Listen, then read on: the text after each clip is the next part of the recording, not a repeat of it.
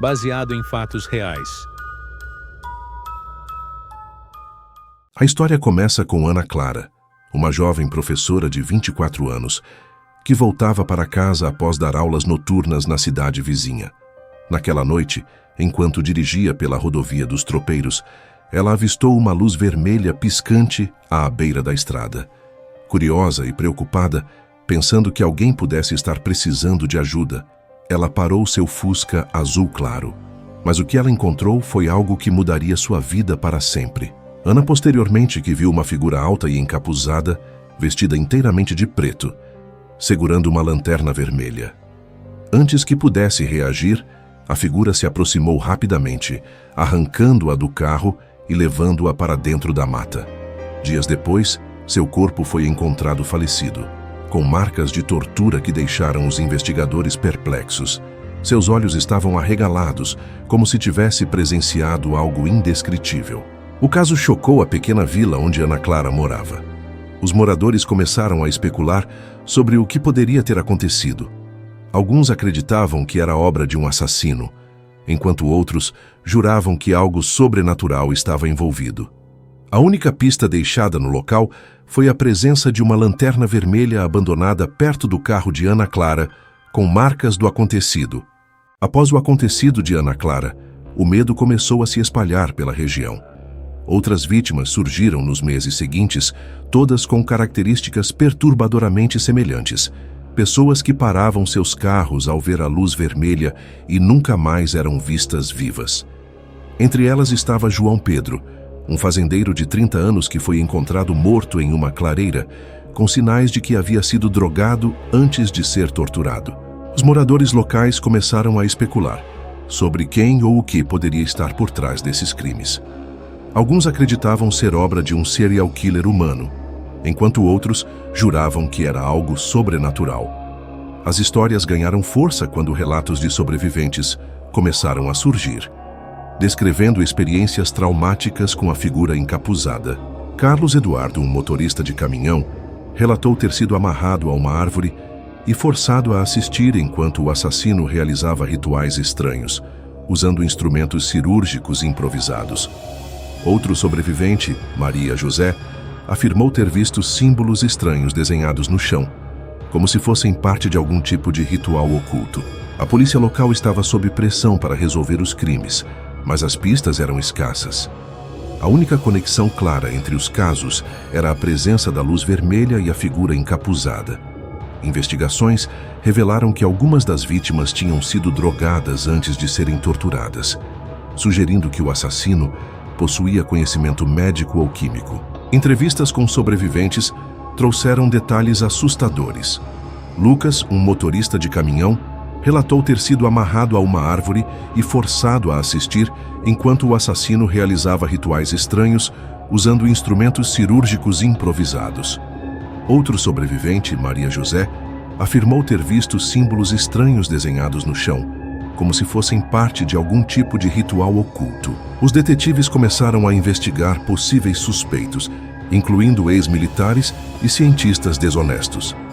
Eles descobriram que alguns dos símbolos encontrados nos locais dos crimes eram semelhantes a símbolos usados em experimentos psicológicos conduzidos durante a ditadura militar no Brasil. Essa descoberta levantou a hipótese de que o assassino poderia ter sido treinado ou influenciado por esses experimentos. Com o passar do tempo, a lenda do bandido da luz vermelha cresceu exponencialmente. Histórias fantásticas começaram a circular, misturando fatos reais com elementos sobrenaturais. Alguns diziam que o assassino era um demônio disfarçado, enviado para punir pecadores. Outros acreditavam que ele era um cientista louco conduzindo experimentos secretos. Essas narrativas alimentaram o medo coletivo, fazendo com que muitos moradores evitassem sair à noite. Até mesmo motoristas experientes preferiam pegar rotas alternativas, mesmo que isso significasse viajar por horas a mais. A luz vermelha tornou-se um símbolo de terror, um sinal de morte iminente. As histórias se espalharam rapidamente, chegando até mesmo às grandes cidades. Jornalistas começaram a investigar o caso, publicando reportagens sensacionalistas que aumentavam ainda mais o medo. filmes e livros baseados no Bandido da Luz Vermelha começaram a surgir, transformando o caso em uma lenda urbana moderna. Após meses de investigação, a polícia finalmente recebeu uma pista sólida. Um informante afirmou ter visto a figura encapuzada entrando em uma cabana abandonada na floresta. Uma grande operação foi montada, com dezenas de policiais cercando a área. Quando invadiram a cabana, encontraram evidências perturbadoras: ferramentas ensanguentadas, roupas das vítimas e cadernos cheios de anotações inquietantes. No entanto, o assassino não estava lá. Tudo indicava que ele tinha fugido pouco antes da chegada da polícia. Algumas teorias sugeriram que ele tinha cúmplices que o alertaram, enquanto outras especularam que ele simplesmente desapareceu, como se nunca tivesse existido. Mas a sorte finalmente sorriu para a polícia. Após semanas de vigilância intensa, eles conseguiram capturar o homem por trás dos crimes: José Augusto Ferreira, um ex-militar com histórico de violência e obsessão por experimentos científicos. Ele foi preso em um hotel barato na capital do estado, onde estava tentando escapar da região. Durante o interrogatório, José Augusto confessou friamente que usava a luz vermelha para atrair vítimas, acreditando que estava realizando experimentos para provar a fragilidade humana.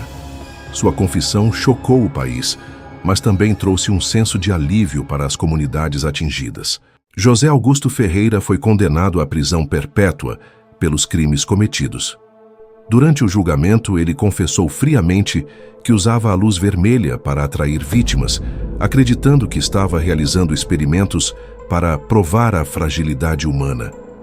Sua confissão chocou o país, mas também trouxe um senso de alívio para as comunidades atingidas.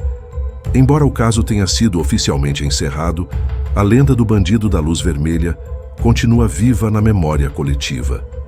Para muitos, ele é um lembrete do mal que pode surgir nas sombras. Para outros, ele é um símbolo do medo que nunca deve ser esquecido. Hoje, a estrada onde tudo começou é patrulhada regularmente pela polícia, e placas de aviso alertam motoristas para não pararem à noite. No entanto, alguns moradores juram que ainda podem ver uma luz vermelha piscante ao longe, como se o Bandido da Luz Vermelha ainda estivesse à espreita.